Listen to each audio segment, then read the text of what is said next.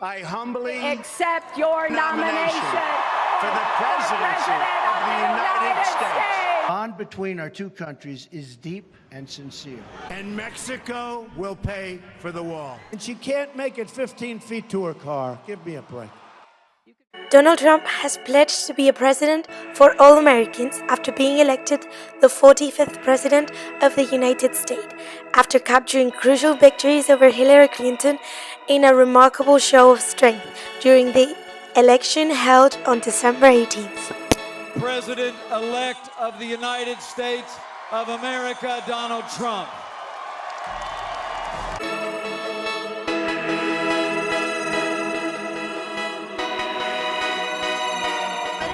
Consequences of Trump being elected? Well, if he follows his policies and all, I think the country's gonna end up lowering a lot the economic activity. They're gonna be screwed. Good afternoon. I am going to talk about the effect of the Donald Trump's fiscal policy in the emerging markets and about what is the consequences of having a strong dollar in those countries. First of all, Donald Trump's pledge to spend upwards of $1 trillion in fiscal stimulus has been one of the biggest hits to emerging market debt. Mr. Trump promised to give a big boost to the US infrastructure. If this and other fiscal stimulus pledges, it could boost imports from other countries.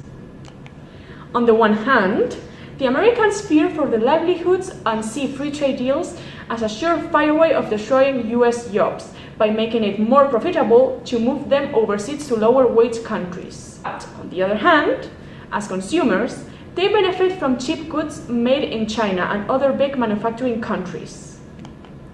If the aggregate demand overheats, the prices will rise, causing inflation.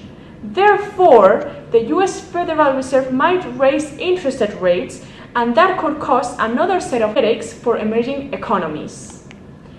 If the pace of US interest rates rises starts to speed up, then this will fortify the value of the dollar. That causes problems in poorer countries. True, it makes their goods cheaper for US buyers, but many of the developing countries have substantial debt piles denominated in US dollars, so those will cost more to service in their own currencies. And Mr. Trump could also fuel currency wars by formally accusing China of manipulating the value of the yuan and keeping it artificially low, as he has previously alleged. We're going to talk about protectionism. What will Trump do to protect the products of North America and the domestic economy? He will choose to favor domestic products against international products. This scared investors off in the immediate consequence and made the Mexican peso plummet 12% against the dollar in the immediate aftermath of the election. And the Mexican government also raised the rates of the bonds in order to increase spending and not scare. This caused the Mexican government to increase the interest rates, and more increases are probable in the near future. Oh, and by the way, to do this, Trump will also have to rip apart the NAFTA agreement, or the North American Free Trade Agreement between Mexico, Canada, and the US. NAFTA came into existence in 1994. Since then, the Mexican economy has become more intertwined with the US economy. However, any rewriting of NAFTA would have to be supported by the majority of the parliament. Even though Trump has the majority of the parliament on his party, he's not sure that they'll support him when trying to take those strict measures as ripping apart the NAFTA. Trump will also apply a 45% tariff. In this graph, it shows the demand of Chinese goods. The demand of Chinese goods with a new tariff will increase their prices and demand will fall. And on the other hand, the domestic products of the US will rise in their demand because they will be seen cheaper against the Chinese goods. In the search of a more clear picture, we traveled to the city of Mexico to find out the effects. We still don't know how much of Trump policies he's going to take to the office, or even how much of them he will be able to implement. What we know is that in the following years, the relationships between Mexico and the United States of America are going to change dramatically. During his electoral campaign, Trump took an antagonical approach against Mexico, his southern neighbor and his third supplier for trade. We have to take into account that Mexico relies and depends greatly on American economy. For example, 80% of American exports go to the United States of America, and 6 million of jobs in America depends on the trades between the US and Mexico. What is going to happen into the future? One of Trump's policies is to apply 30% of taxes in all the automobiles and auto parts created by American companies into Mexico. We have to remember that the relationships and the trade between Mexico and the United States of America create $3 million annually, which allows Mexico to have a large surplus.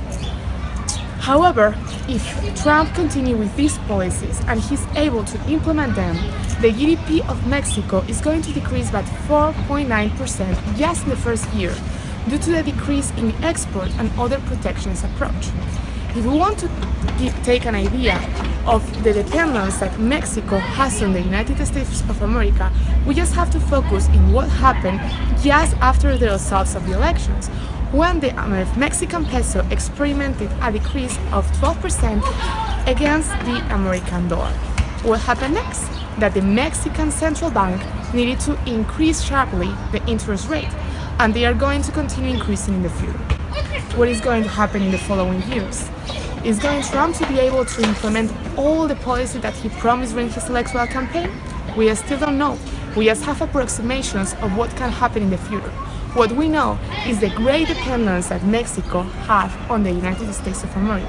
And what we know is Mexico is suffering today from a great fear due to not knowing what is going to happen in the future.